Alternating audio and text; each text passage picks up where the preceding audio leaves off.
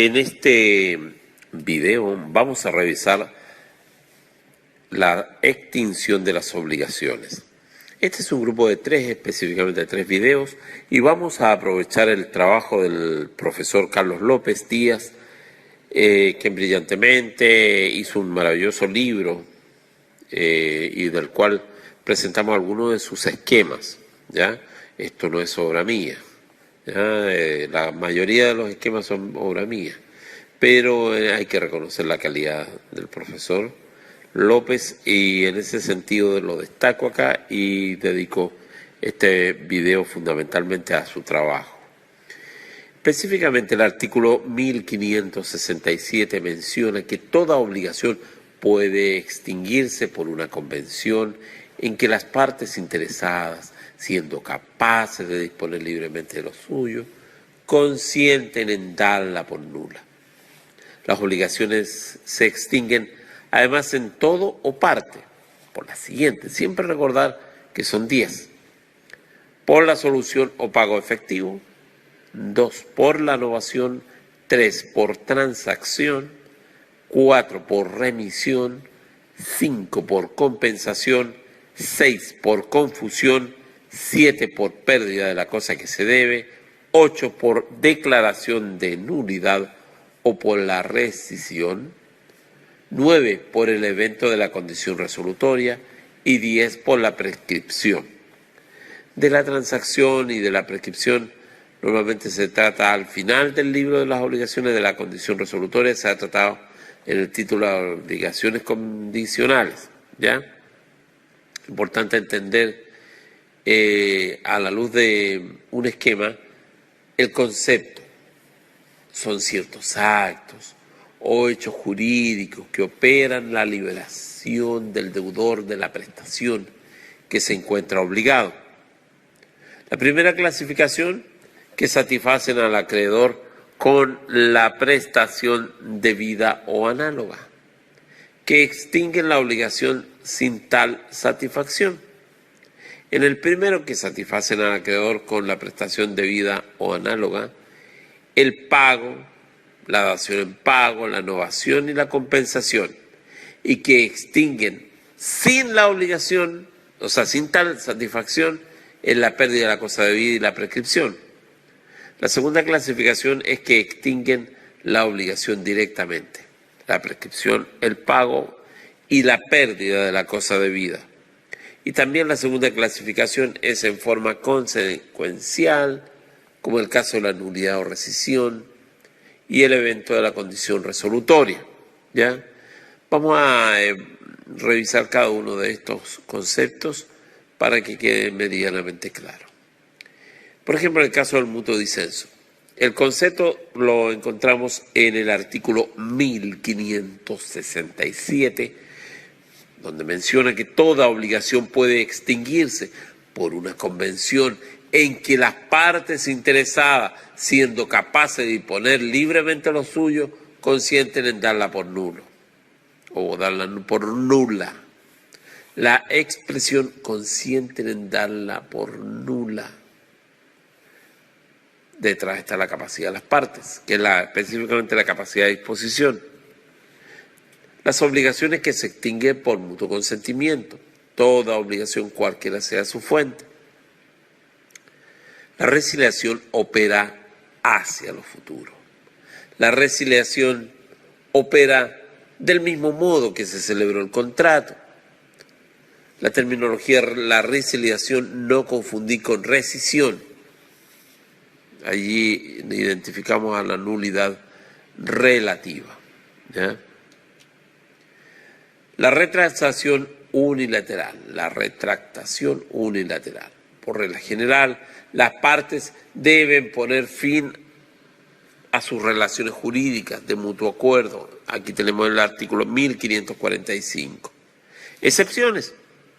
En ciertas ocasiones, los consumidores tienen derecho a retracto o a terminar sin la voluntad del proveedor unilateralmente el contrato en el plazo de 10 días, contado desde la recepción del producto o bien a partir de la contratación del servicio y antes que se efectúe su prestación.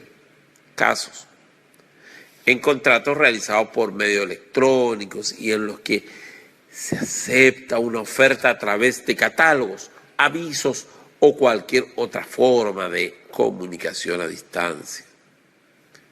En aquellos casos, en aquellos convenios, por ejemplo, relativos a educación superior, cuando se ingrese a primer año de carrera, este derecho se debe ejercer cumpliendo los plazos, requisitos y obligaciones que disponga la ley. Los celebrados en reuniones concertadas, como las de tiempo compartido, en las que el consumidor debe expresar su aceptación. Si el prestador no accede a la demanda del cliente, este último puede denunciarlo a CERNAC o al juzgado policial local correspondiente, ¿ya? Por otra parte, el pago. Tenemos bien importante este aspecto, el concepto, sus alcances, por quién se hace el pago, los requisitos del pago, a quién debe hacerse el pago, el lugar, época y gastos del pago, cómo debe hacerse el pago, la imputación del pago y la prueba del pago. Vamos a revisar cada uno de ellos.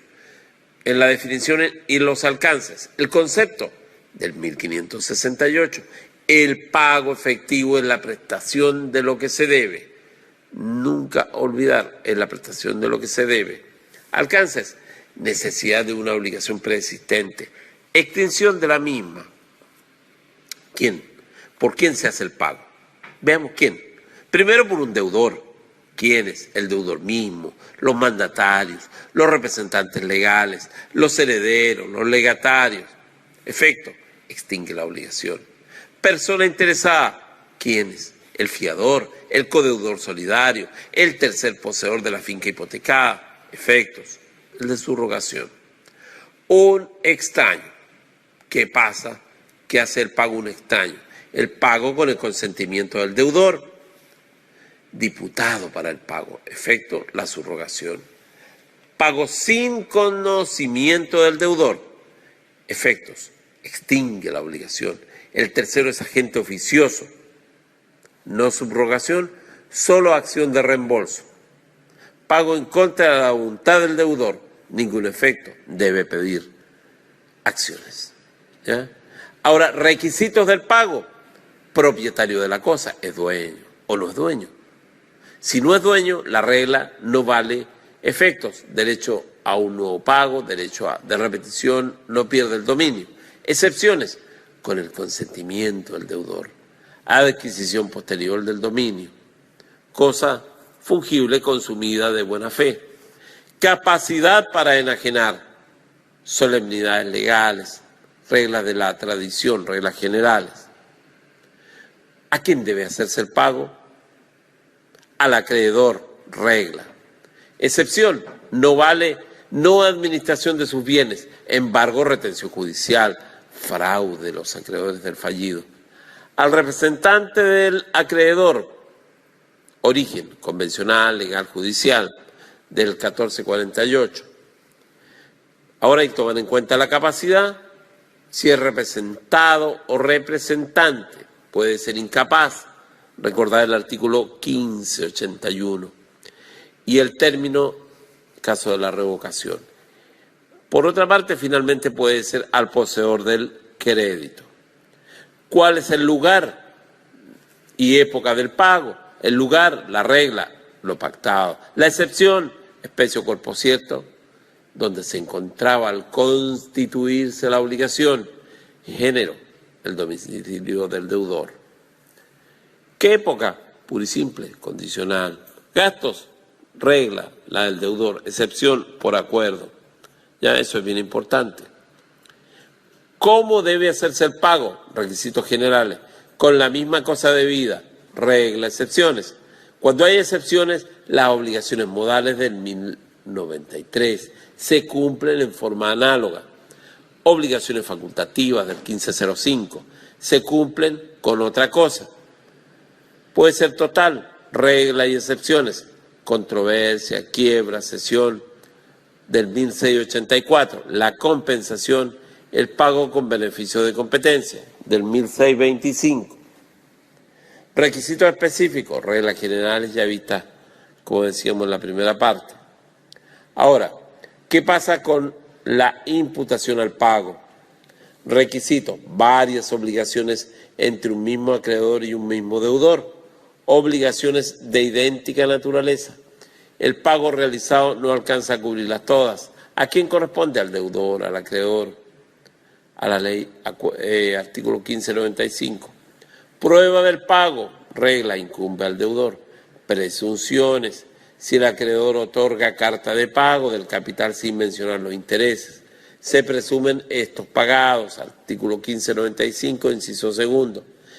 En los pagos periódicos, la carta de pago de 3 periodos determinados y consecutivos hará presumir los pagos de los anteriores periodos, siempre que hayan debido efectuarse entre los mismos acreedor y deudor, artículo 1570.